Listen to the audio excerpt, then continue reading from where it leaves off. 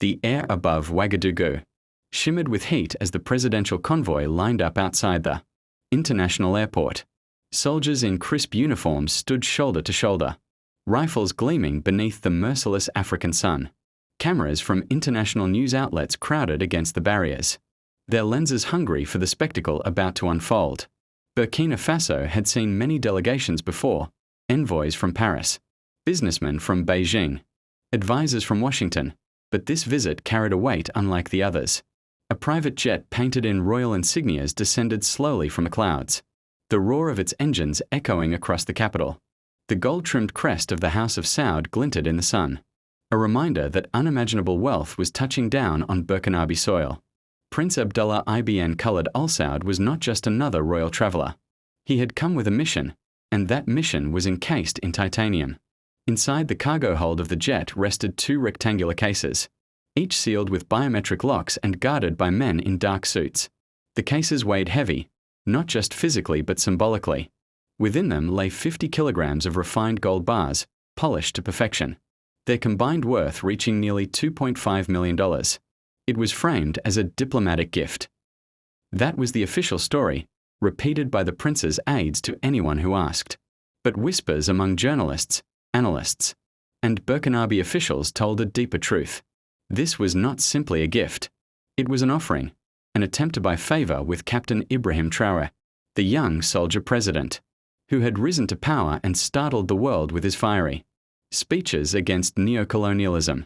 As the royal jet rolled to a halt, the ceremonial band struck up a triumphant anthem. Red carpets were unfurled.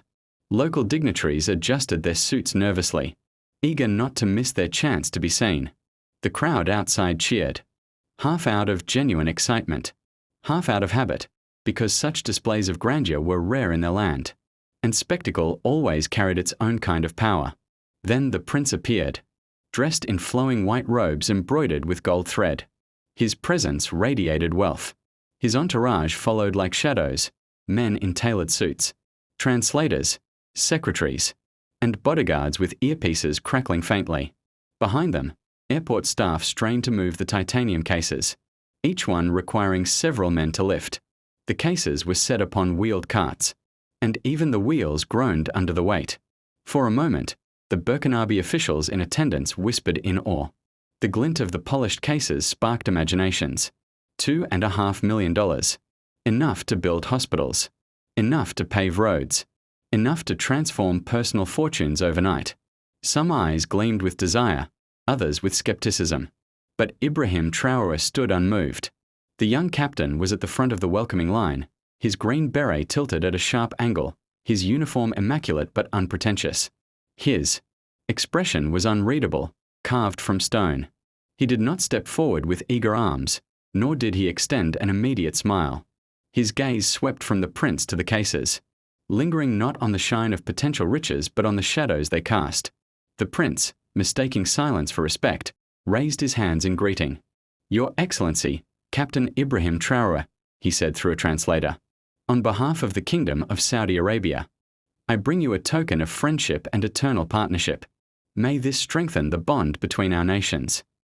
Applause rippled through the crowd. The cameras clicked wildly. The cases of gold, for a moment, seemed to glow brighter under the relentless sun. But Traoré remained still. The young leader's thoughts ran deeper than the surface performance of diplomacy. He knew what this was. He had studied the history of his continent, the endless cycle of bribes, disguised as gifts, of leaders compromised by wealth that was never theirs, of nations shackled by contracts signed in golden ink.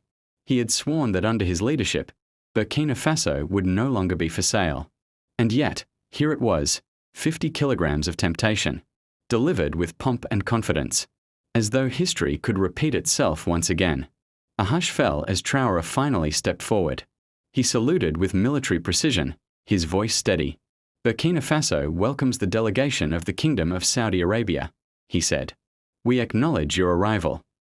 The prince smiled broadly, mistaking formality for acceptance. With a gesture, he signaled to his aides. One of the titanium cases was opened with a metallic hiss, the biometric lock blinking green. Inside lay rows of gold bars stacked neatly, their surfaces gleaming like trapped sunlight. Gasps echoed. Even seasoned journalists leaned forward, hungry for a closer look.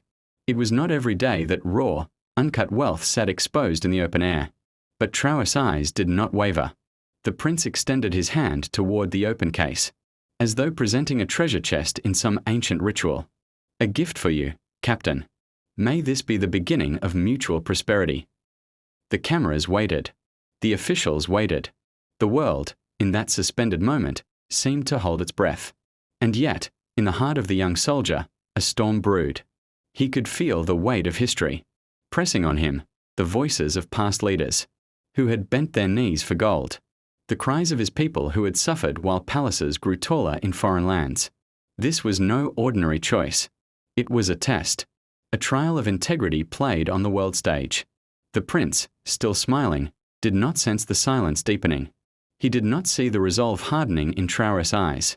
He believed the outcome was inevitable, that no leader in Africa could refuse such a gift.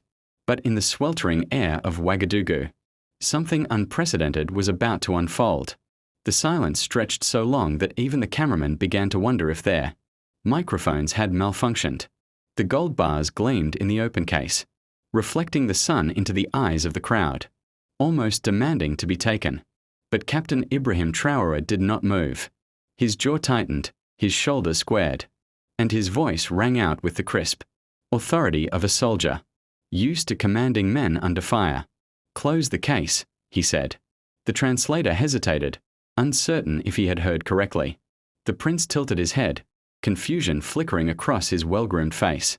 Surely, the young leader had not just dismissed millions in gold with a two-word order.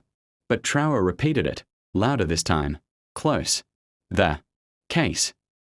One of the Saudi aides glanced nervously at the prince, then obeyed.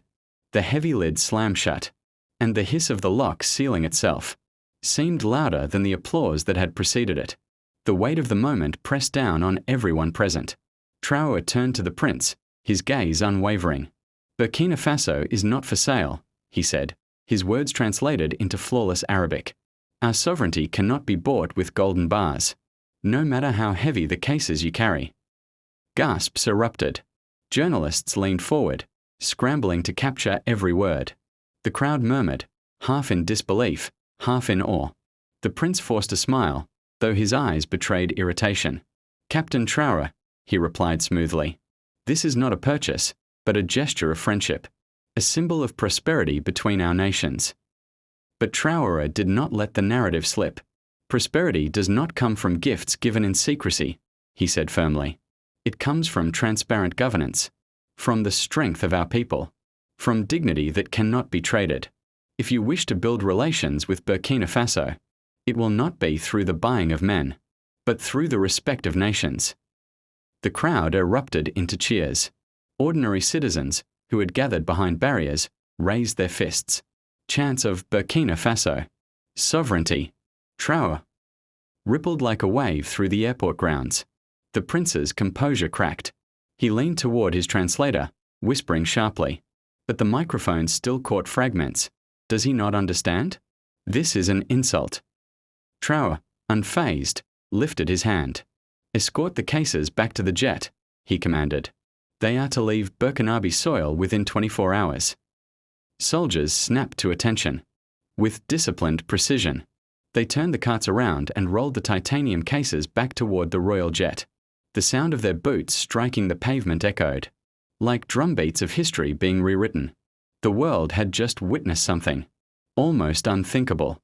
An African leader rejecting wealth, not because it was insufficient, but because it was corrupting. Within hours, the footage spread across global networks. The scene replayed endlessly on African television. The moment the case slammed shut, becoming an icon of resistance. Headlines flared across the continent. "Africa not for sale. Traoré sends back Saudi gold." The birth of the Traoré Doctrine. A new dawn for sovereignty in Burkina Faso. On the streets of Ouagadougou, thousands poured out in spontaneous celebration. Women ululated in high-pitched cries of joy, men beat drums, and children painted slogans on cardboard. "We are not for sale, and gold cannot buy our future." For a people long accustomed to leaders who enriched themselves while the nation suffered, Traoré's act was more than symbolic, it was revolutionary. At a press conference the next day, Traoré elaborated, standing behind a simple wooden podium, with the Burkinabe flag draped behind him. He spoke not only to his nation but to the world. Too often in Africa, he declared, our leaders have accepted gifts that turned into chains. Gold, diamonds, cash, contracts, these things have been used to strip us of our independence. Today, Burkina Faso says, enough. We will build prosperity with clean hands, with open books, and with the sweat of our people. No foreign power will buy our silence. The crowd roared with approval. Even in distant villages, radios crackled with his words, and farmers paused their work to listen. Market women nodded, tears in their eyes. For once, a leader's promise sounded like truth. But not everyone celebrated.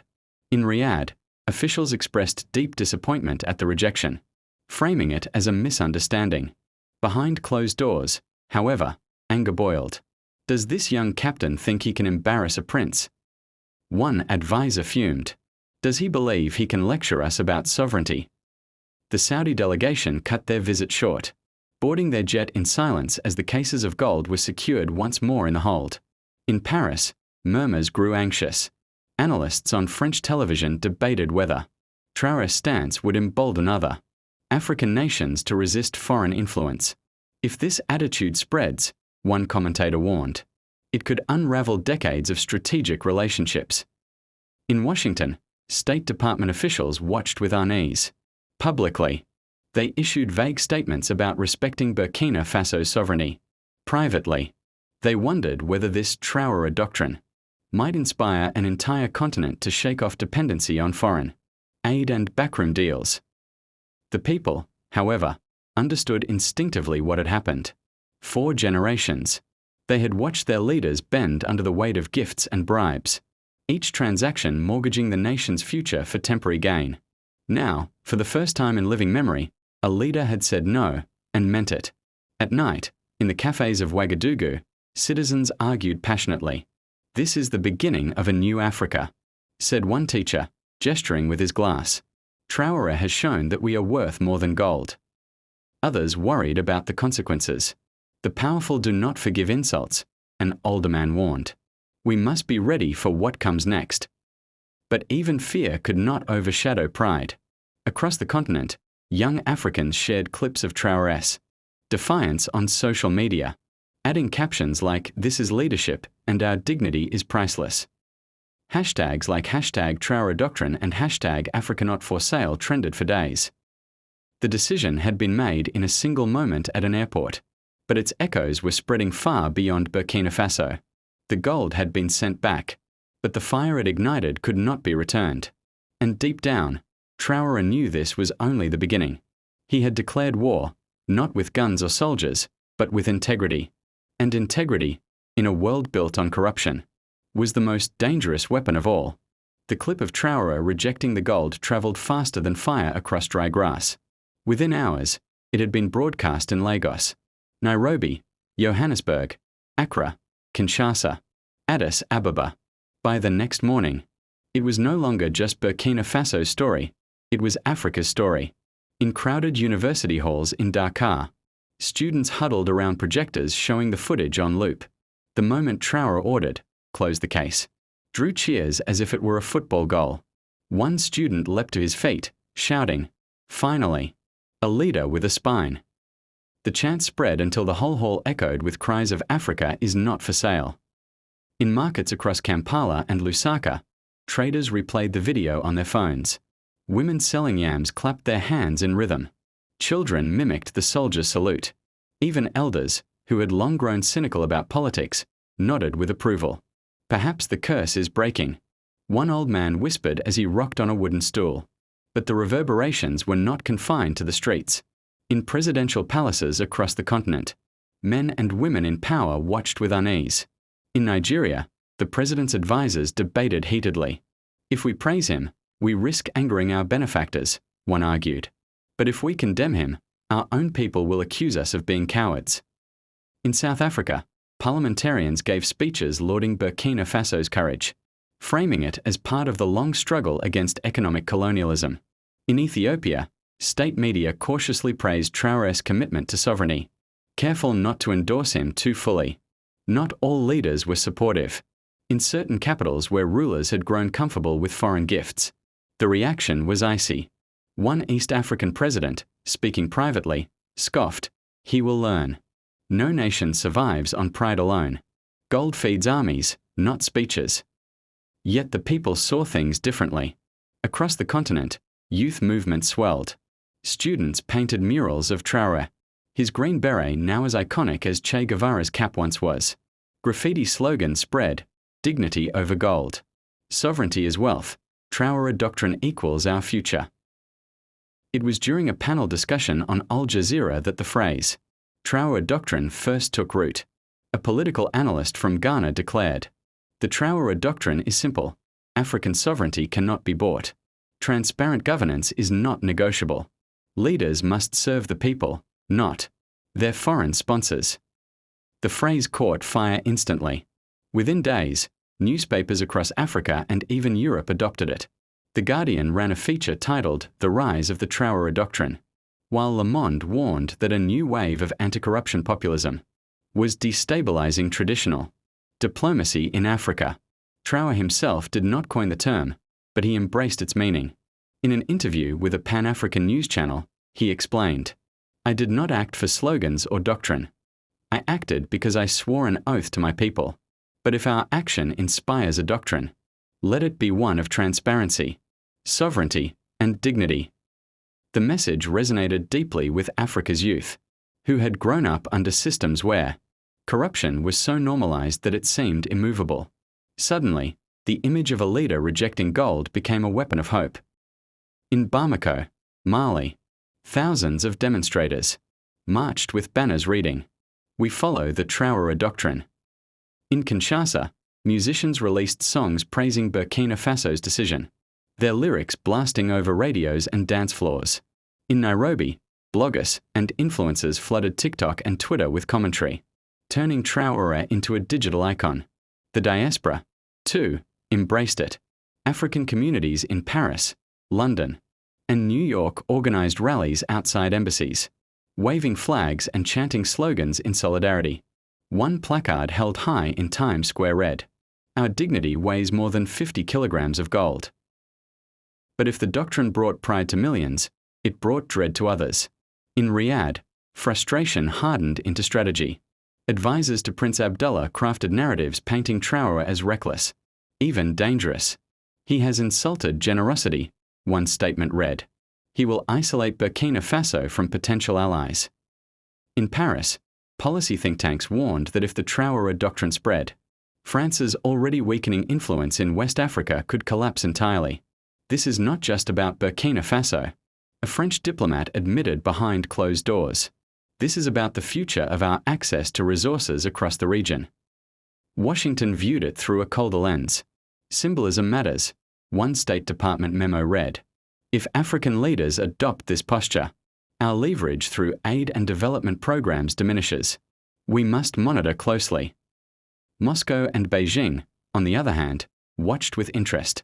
Their state media painted Traoré as a hero standing against Western and Gulf influence, though both nations quietly hoped to channel his anti-corruption stance into new alliances of their own. Meanwhile, inside Burkina Faso, Traoré's government was overwhelmed by the outpouring of support. Letters and petitions flooded in. Local artists offered paintings of the moment he refused the gold. Villagers sent delegations to the capital, carrying gifts of millet, fruits, and livestock, not to bribe, but to honor. One particularly moving scene occurred in a small rural village. An old woman, stooped and weathered by time, walked miles to deliver a clay pot of water to the presidential guard. When asked why, she replied simply, "For once, we have a leader who refuses gold. I bring him the gift of our land, which is worth more." Such gestures touched Traoré deeply. He realized that his refusal was not only a rejection of corruption, but also a binding contract with his people. He had raised their expectations, and now he could not fail them. The echo of his decision continued to spread. In Zimbabwe, a student activist proclaimed, "We must adopt the Traoré Doctrine here. No more secret deals. No more gifts that shackle us. In Ghana, opposition politicians invoked the doctrine in parliament debates, demanding audits of foreign aid agreements. In Senegal, young protesters chanted the doctrine slogans during marches against corruption. A continent long fragmented by borders, languages, and histories suddenly found a unifying phrase: Africa is not for sale. And at the center of it all stood Ibrahim Traoré, a young soldier whose refusal of 50 kilograms of gold had transformed him into more than a president. He was becoming a symbol, a rallying point, a mirror in which millions saw their own longing for dignity reflected. Yet beneath the celebrations, darker currents stirred. Foreign powers were not about to let this doctrine spread unchecked. In smoke-filled rooms and secure conference calls, strategies were drafted. Pressure would be applied, economically, diplomatically, and perhaps even militarily. The battle lines of a new struggle were being drawn, and Burkina Faso, a small landlocked nation, found itself standing at the heart of a storm. The phrase Traoré Doctrine no longer belonged only to commentators and activists. It was now on the lips of government ministers, university professors, and ordinary citizens alike. What had begun as a single act of defiance at an airport was rapidly transforming into a framework for governance, a blueprint for a different kind of leadership. In Ouagadougou, Captain Ibrahim Traoré convened his cabinet for an emergency meeting. The room was plain, no gilded chandeliers, no lavish carpets, just wooden tables and plastic chairs. Traoré's philosophy was clear: governance must reflect the lives of the people, not the vanity of power. He spoke with calm determination. Our people cheered when we sent the gold away, he began. But cheering is not enough. If we stop here, our gesture will be remembered as theatre, not as change. We must make the Traoré Doctrine real, not in slogans, but in law. The ministers shifted in their seats, some nervous, others inspired. Traoré outlined his plan. First, every government contract would be made public.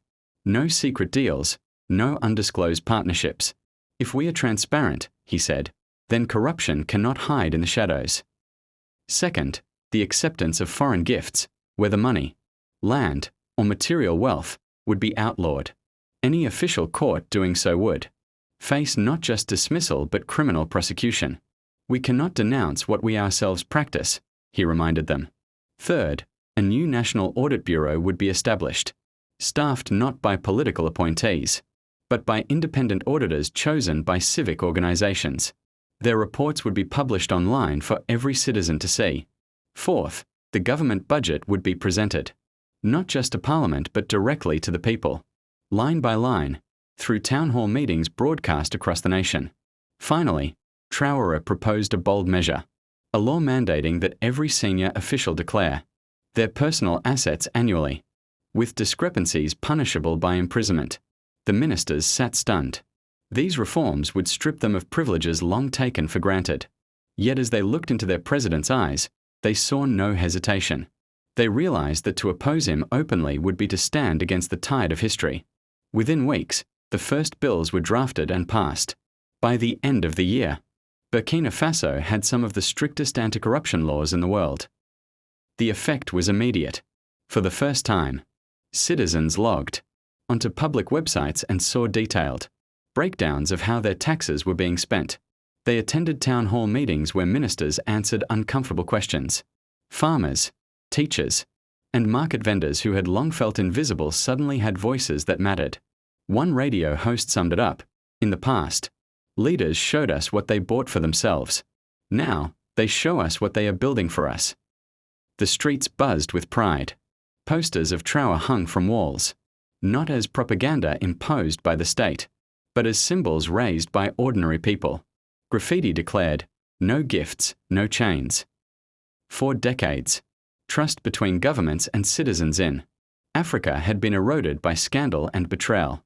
But in Burkina Faso, trust was being rebuilt, brick by brick, policy by policy.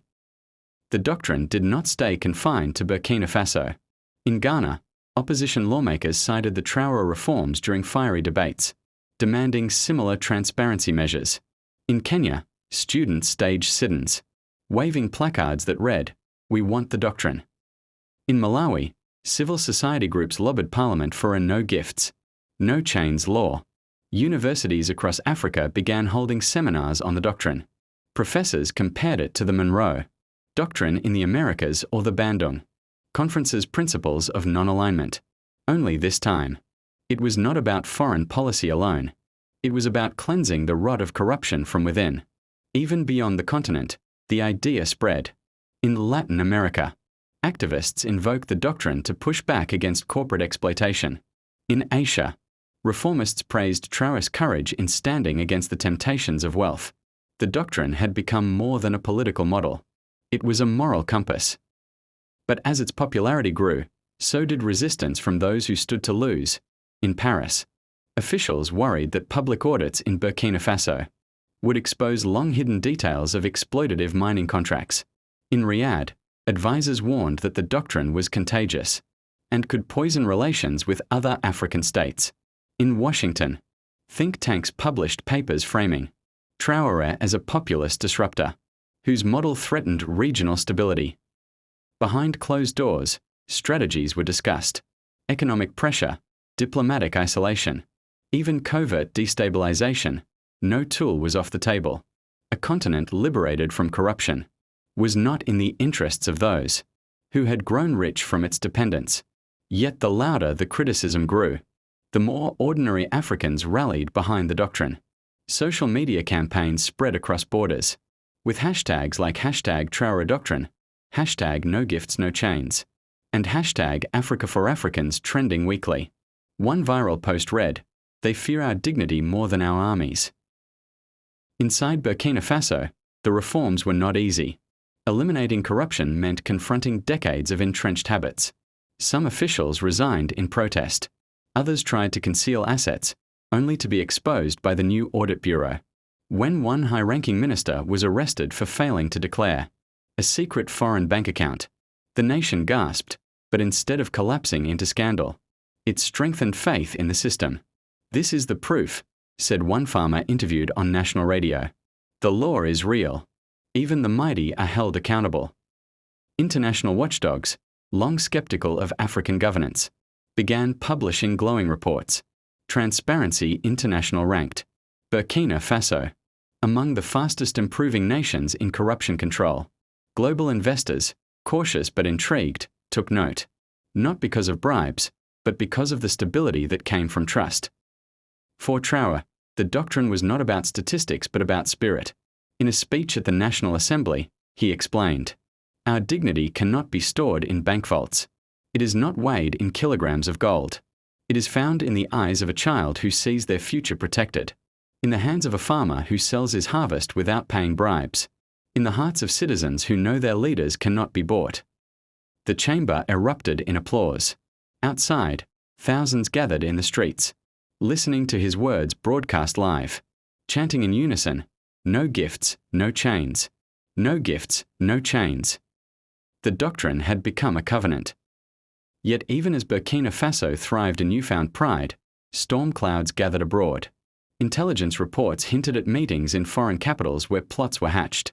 To powerful outsiders, the doctrine was more than an inconvenience. It was a threat to the entire structure of influence that had shaped Africa for centuries. And though Traoré stood tall, even he knew, a doctrine is only as strong as the will to defend it. News of Traoré's rejection spread like wildfire across Africa.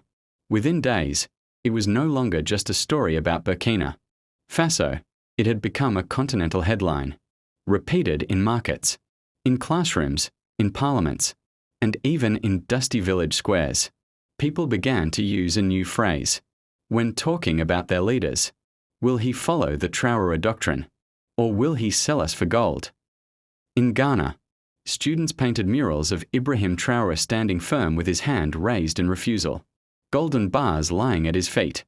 In Nigeria, civil society groups demanded to know how many diplomatic gifts their leaders had quietly accepted over the years.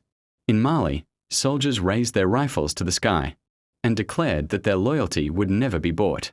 The Traoré Doctrine quickly crystallized into a simple idea: African sovereignty cannot be bought, bribed, or negotiated with gold, dollars, or promises of foreign aid.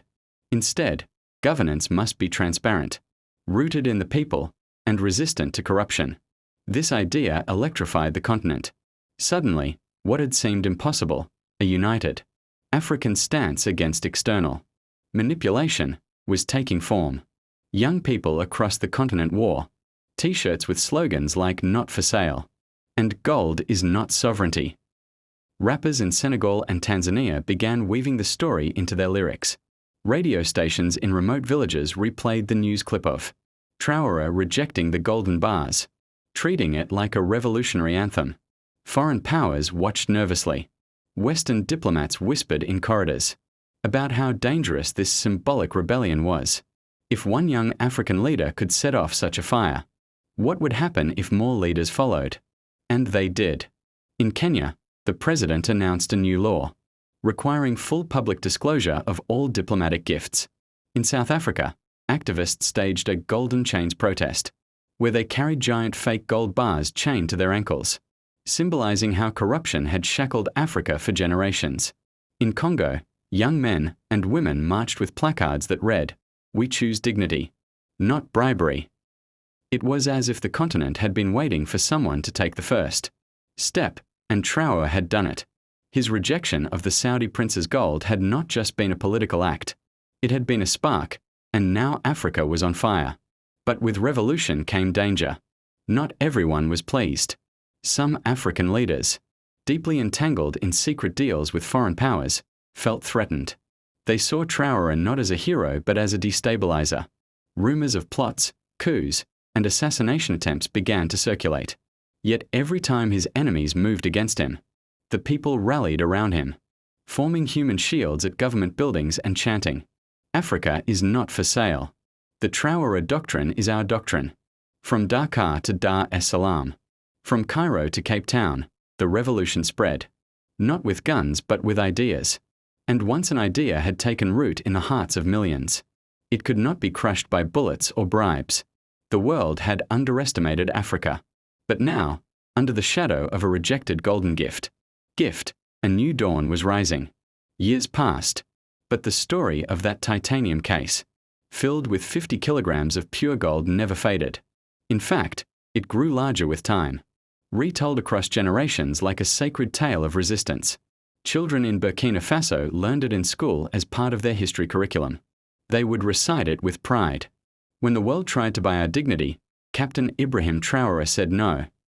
The moment became a symbol not only of Burkina Faso's sovereignty, but of Africa's awakening.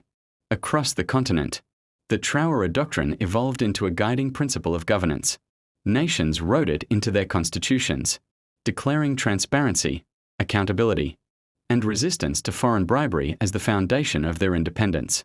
Universities from Accra to Addis Ababa held annual Traoré lectures on ethics and leadership. African Union summits began with a moment of reflection on the doctrine.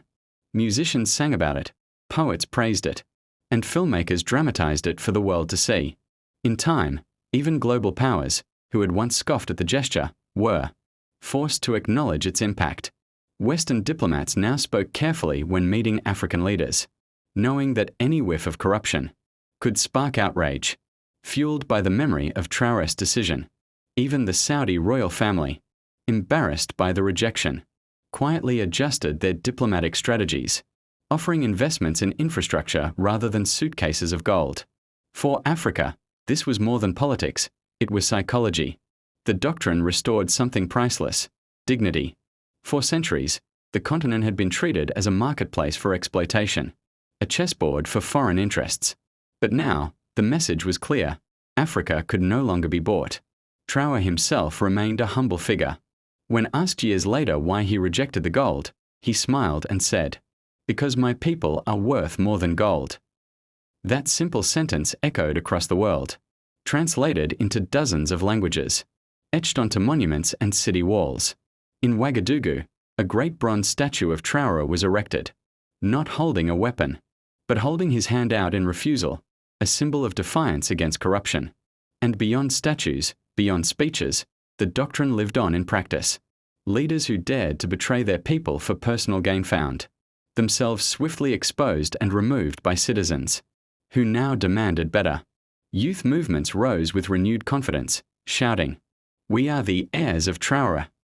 50 years later, an old man in Burkina Faso, once a child who had watched the event on a flickering TV, told his grandchildren, "That day, Africa remembered who she was." And so, the rejection of a golden gift worth millions became something far more valuable than wealth. It became the eternal legacy of integrity, sovereignty, and the unshakable spirit of a continent that finally stood tall. The Traoré Doctrine was no longer one man's choice. It was Africa's destiny.